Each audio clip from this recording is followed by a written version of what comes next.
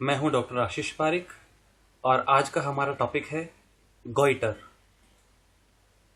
Goitre ये जो word है ये लैटिन वर्ड है जो कि गटर वर्ड से अराइज हुआ है। इसका मीन्स है थ्रोट। थ्रोट मीन्स गला।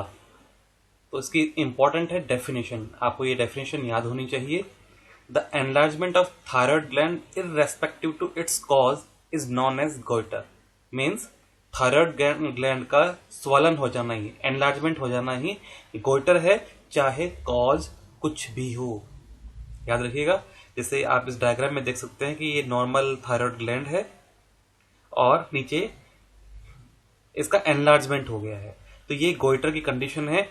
कॉज की चर्चा हम बाद में करेंगे, पर इसको ब्रॉड टर्म में हम लोग गोइटर कहेंगे। इसको हम लोग घेंगा रोग भी कहते हैं और आयुर्वेद में इसे हम लोग गलगंड भी कहते हैं। तो याद रखिएगा, गोइटर वर्ड जो है लैटिन वर्ड गटर से डिराइव्ड हुआ है और enlargement of thyroid gland he goitre है। क्लासिफिकेशन, इसका क्लासिफिकेशन बड़ा इंपॉर्टेंट है। इसको हम लोग 4 ग्रुप्स में डिवाइड करते हैं। पहला है सिंपल गोइटर। सिंपल गोइटर जो सबसे मोस्ट कॉमन टाइप है इसका, ये अगेन 3 टाइप्स में, सब टाइप्स में डिवाइड किया गया है। Diffuse hyperplastic goitre, nodular goitre, colloid goitre. Second है टॉक्सिक गोइटर, इसे ही हम कहते हैं ग्रेव्स डिजीज। थर्ड है नियोप्लास्टिक गोइटर, मीन्स जो गोइटर है वो किसी ट्यूमर के कारण से है, और इस ट्यूमर को हम लोग 2 टाइप्स में डिवाइड करते हैं, benign tumours and malignant tumours. Fourth है थॉराइडाइटिस, इसको भी हम लोग 3 सब ग्रुप्स में डिवाइड करते हैं, ऑटो इम्यून थायरोडाइटिस, सब एक्यूट या ग्रेनुलोमेटस या डीकर्बेंस थायरोडाइटिस, और तीसरा है रिडल्स थायरोडाइटिस। आज इस वीडियो में हम लोग सिंपल गोइटर की चर्चा करेंगे। जो बाकी शेष रह गए हैं इनको हम लोग नेक्स्ट वीडियो में डिस्कस करेंगे। तो पहला है सिंपल गोइटर। सिंपल गोइटर ये मोस्ट कॉमन टाइप है गोइटर का, और आपको हमेशा याद होना चाहिए इसका जो कॉज है वो है over stimulation of TSH. TSH means thyroid stimulating hormone. किसी भी कारण से यदि बॉडी में थायराइड हार्मोन्स की डेफिशिएंसी हो जाती है, कमी हो जाती है, तो थायराइड स्टिमुलेटिंग हार्मोन उस कंडीशन को नॉर्मलाइज करने के लिए इंक्रीज हो जाता है, और इस इंक्रीज होने के कारण ही ये गोइटर डेवलप होता है। इसको हम लोग अभी पैथोलॉजी में चर्चा करेंगे। सबसे इंपॉर्टेंट है इसकी ईटियोलॉजी। ईटियोलॉजी को आप थोड़ा अच्छे से समझिए। ईटियोलॉजी में सबसे इंपॉर्टेंट है जेनेटिक फैक्टर्स। बहुत सी फैमिलीज के अंदर जो गोइटर है वो देखा जाता है, इसके लिए एक जीन रेस्पॉन्सिबल है, और ये ऑटोसोमल डोमिनेंट इसका इनहेरिटेंस का पैटर्न रहता है, और इस जीन डिफेक्टिव जीन के कारण से आयोडीन का एक्यूमुलेशन, ऑक्सीडेशन या कपलिंग ऑफ आयोडोटायरोसिन जो है वो फॉल्टी होता है। इसी कारण से वहां पर थायराइड हार्मोन्स की डेफिशिएंसी हो जाती है और टीएसएच हार्मोन बढ़ जाता है। ये टीएसएच हार्मोन के बढ़ जाने से ही सिंपल गोइटर डेवलप होता है, याद रखिएगा। और बहुत सी बार इस कंडीशन के अंदर यूजुअली वहां पर फूड और वाटर में आयोडीन की कमी नहीं है, याद रखिएगा। जिस हेरिडिटी कंडीशन के अंदर वहां पर आयोडीन की डेफिशिएंसी नहीं है, परंतु आयोडीन का मेटाबॉलिज्म और इंटेस्टाइन के द्वारा उसका एब्जॉर्प्शन डिफेक्टिव है, फॉल्टी है। इस कारण से वहां पर आयोडीन की डेफिशिएंसी या थायराइड हार्मोन की डेफिशिएंसी हो जाती है। वहां के भोजन या पानी में आयोडीन की डेफिशिएंसी नहीं है, केवल वहां पर उसके एब्जॉर्प्शन और मेटाबॉलिज्म में वहां पर फॉल्ट है। आयोडीन डेफिशिएंसी ये इसका मोस्ट कॉमन कॉज है, याद रखिएगा। मोस्ट कॉमन कॉज गोइटर का आयोडीन डेफिशिएंसी है। बहुत से ऐसे रीजन, क्षेत्र हैं जहां के भूमि मतलब मिट्टी और वाटर में आयोडीन की कमी होती है। ऐसे एरिया को एंडेमिक गोइटर कहा जाता है। भारत में जो हिमाचल प्रदेश का कांगड़ा डिस्ट्रिक्ट है वो एंडेमिक एरिया कहा जाता है। याद रखिएगा, आयोडीन की डेली रिक्वायरमेंट है 0.1 से लेके 0.15 मिलीग्राम। ये बहुत ही कम मात्रा है। ये मात्रा जस्ट इतनी है कि एक नीडल के टिप पर जितना कोई अमाउंट आ सकता है, तो ये बहुत ही कम अमाउंट है, परंतु एंडेमिक एरिया में ये मिनिमल जो उसकी रिक्वायरमेंट है वो वहां नहीं हो पाती।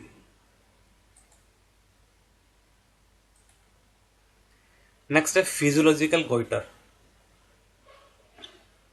बहुत सी ऐसी कंडीशंस हैं नॉर्मली जिन कंडीशंस के अंदर थायराइड हार्मोन्स की रिक्वायरमेंट बढ़ जाती है, जैसे प्यूबर्टी है, प्रेगनेंसी है।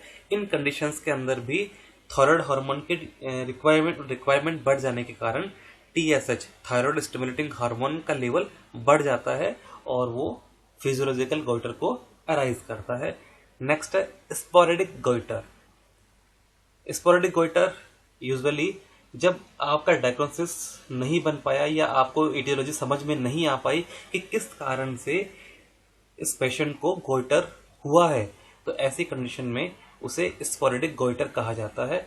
परंतु इस तरीके का डायग्नोसिस यूजुअली नहीं बनाना चाहिए और प्रॉपर हिस्ट्री और एग्जामिनेशन के द्वारा आपको मालूम करना चाहिए कि ये इसका एटियोलॉजी क्या रहा है। रिस्क फैक्टर्स हमेशा याद रखिए, फीमेल जेंडर, 40 साल से अधिक उम्र, family history means genetic factor, smoking और हार्मोनल चेंजेस जैसे प्रेगनेंसी या मेनोपॉज। नेक्स्ट है इसकी पैथोलॉजी। इंपॉर्टेंट है pathology. Stage of hyperplasia. Thyroid hormones TSH, thyroid stimulating hormones के द्वारा, जिसे कि हम लोग थायरोट्रोपिन कहते हैं, उसके द्वारा ये रेगुलाइज होते हैं और ये टीएसएच पिट्यूटरी ग्लैंड से रिलीज होते हैं। इसे ही हम लोग मास्टर ग्लैंड भी कहते हैं। और ये हार्मोन है टीआरएच, थायरोट्रोपिन रिलीजिंग हार्मोन। ये हार्मोन जो है हाइपोथैलेमस से सीक्रेट होता है। और ये जो टीएसएच है, हमने पहले बात की, टीएसएच के ओवर स्टिमुलेशन के कारण ही गोइटर अराइज हो रहा है, सिंपल गोइटर अराइज हो रहा है। और इस टीएसएच के रिसेप्टर्स जो है थायराइड ग्लैंड के अंदर लोकेटेड होते हैं। किसी भी कारण से यदि वहां पर थायराइड हार्मोन की डेफिशिएंसी होती है, तो उस डेफिशिएंसी को कंपेंसेट करने के लिए, नॉर्मलाइज करने के लिए टीएसएच का लेवल वहां पर बढ़ जाता है। इसके कारण वहां पर एक्टिव फोलिकल्स जो कि थायराइड ग्लैंड में लोकेटेड होते हैं वो बढ़ जाते हैं, उनका एनलार्जमेंट हो जाता है, उनका हाइपरप्लाजिया हो जाता है। इसी के कारण वहां पर गोइटर उत्पन्न होता है। नेक्स्ट है स्टेज ऑफ इन्वोल्यूशन। अगर वहां पर ओवर स्टिमुलेशन है थायराइड स्टिमुलेटिंग हार्मोन का, और इसी अवस्था में यदि पेशेंट को आयोडीन ओरल रूट से दे दी जाए, तो ये कंडीशन स्टॉप हो जाएगी और ये जो फोलिकल्स हैं इनके अंदर कॉलॉइड भरा होगा और ये कंडीशन अल्टीमेटली रिजॉल्व हो जाएगी। इसे ही हम कहते हैं स्टेज ऑफ इन्वोल्यूशन। नेक्स्ट है स्टेज ऑफ नोड्यूल फॉर्मेशन। यदि ये कंडीशन लगातार चलती रहेगी तो ये कॉलॉइड गोइटर के अंदर कन्वर्ट हो जाएगी और ये जो कॉलॉइड गोइटर हैं, कॉलॉइड्स नोड्यूल हैं, ये आपस में जुड़कर बहुत सी बार मल्टी नोडुलर गोइटर बनाते हैं। ये इनमें से बहुत से जो नोड्यूल्स हैं वो इनएक्टिव होते हैं और बहुत से एक्टिव होते हैं और ये नॉर्मल थायराइड टिश्यूज के बीच में फैले होते हैं। बहुत सी कंडीशंस के अंदर इन नोड्यूल्स के अंदर हेमरेज मींस रक्तस्राव, नेक्रोसिस ये देखने को मिलता है। ये बहुत ही फैटल कंडीशन है। टाइप्स हमने पहले बात की, सिंपल गोइटर को हम लोग 3 टाइप्स में डिवाइड करते हैं। पहला है डिफ्यूज हाइपरप्लास्टिक गोइटर। ये कंडीशन फीमेल्स में ज्यादा होती है, 9:1 फीमेल और मेल का रेशियो है। मीन्स मेल्स में ये कम है, फीमेल्स में ये ज्यादा है। यूजुअली ये कंडीशन 20 साल से कम उम्र में शुरू होती है, परंतु पेशेंट आपके पास कंसल्टेशन के लिए मिडिल एज में भी आ सकता है। यहाँ पर जेनेटिक फैक्टर भी एक इम्पोर्टेंट फैक्टर हो सकता है। और यदि यह कंडीशन इन्फेंसी मतलब बचपन से अगर वहां पर डेफनेस बाधिर्य भी है तो इसे हम लोग पेंडर्ड सिंड्रोम कहेंगे। याद रखिएगा, पेंडर्ड सिंड्रोम क्या है? Association with the deafness with the diffuse hyperplastic goiter is known as Pendred syndrome. Next है नोडुलर गोइटर। यह कंडीशन भी फीमेल्स में ज्यादा है जो कि मिडिल एज में है। ये स्लोली प्रोग्रेसिव डिजीज है और यहां पर मल्टीपल नोड्यूल्स ज्यादा देखने को मिलते हैं कंपेरेटिवली सॉलिटरी नोड्यूल्स के। इस डायग्राम में आप देख सकते हैं कि इस पेशेंट को मल्टीपल नोड्यूल्स हैं। आप हर एक नोड्यूल को अलग अलग देख सकते हैं और जब इसको हम लोग पैल्पेट करते हैं तो ये नोड्यूल्स सॉफ्ट कंसिस्टेंसी में फील होते हैं, परंतु इसके अंदर कॉम्प्लिकेशन है कि इसके अंदर सिस्टिक डिजनरेशन हो सकता है, नेक्रोसिस हो सकता है या हेमरेज हो सकता है। ये बहुत ही फैटल कंडीशन है, याद रखिएगा। नेक्स्ट है कॉलॉइड गोइटर। बहुत लंबे समय तक अगर गोइटर वहां पर रहता है, परसिस्टेंट रहता है, तो इसके अंदर इन नोड्यूल्स के अंदर कॉलॉइड जो है वो एक्यूमुलेट हो जाता है। इसे ही हम लोग कॉलॉइड गोइटर कहते हैं। क्लिनिकल फीचर्स, बहुत सी अवस्था के अंदर जो गोइटर है वो एसिम्प्टोमेटिक रहता है, वहां पर किसी प्रकार के कोई लक्षण दिखाई नहीं देते। सबसे इंपॉर्टेंट फीचर है इसका स्वेलिंग इन द नेक, गले में सूजन, ये गले में शोथ ही एक सबसे बड़ा इसका लक्षण है। अगर ये इन्फ्लामेशन या एनलार्जमेंट बहुत अधिक बढ़ जाता है तो ये अंडरलाइंग स्ट्रक्चर्स जैसे ट्रैकिया है, इसोफेगस है, उनको प्रेशराइज करता है, जिसके कारण से अगर वो ट्रैकिया को प्रेशराइज करेगा तो वहां पर आपको डिस्निया मीन्स श्वास लेने में दिक्कत होगी।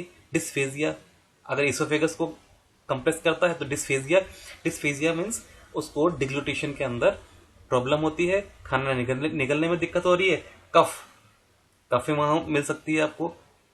हॉर्सनेस ऑफ वॉइस, अगर वो रिकरेंट लेरिंजियल नर्व को प्रेशराइज करता है, इन्वॉल्व करता है, तो वहां पर उसको स्वर भेद मीन्स हॉर्सनेस ऑफ वॉइस आपको वहां देखने को मिलेगी। Sudden occurrence of pain and increase size of gland, अगर ये आपको वहां देखने को मिलता है, इसका मतलब ग्लैंड के अंदर हेमरेज हुआ है और ये बहुत ही फैटल कंडीशन है। इसको तुरंत, ये एक इमरजेंसी कंडीशन है और इसके अंदर तुरंत ही वहां पर सर्जरी की रिक्वायरमेंट होती है। नेक्स्ट है फीचर्स ऑफ हाइपोथायरॉयडिज्म। ये हम लोग पहले बात ही कर चुके हैं कि थायराइड हार्मोन्स की डेफिशिएंसी के कारण ही सिंपल गोइटर मतलब उसकी उत्पत्ति होती है और वहां पर TSH थायराइड स्टिमुलेटिंग हार्मोन्स की जो लेवल है वो बढ़ जाता है। कॉम्प्लिकेशंस पहले बात कर चुके हैं, haemorrhage in the nodule, dyspnoea, dysphagia, secondary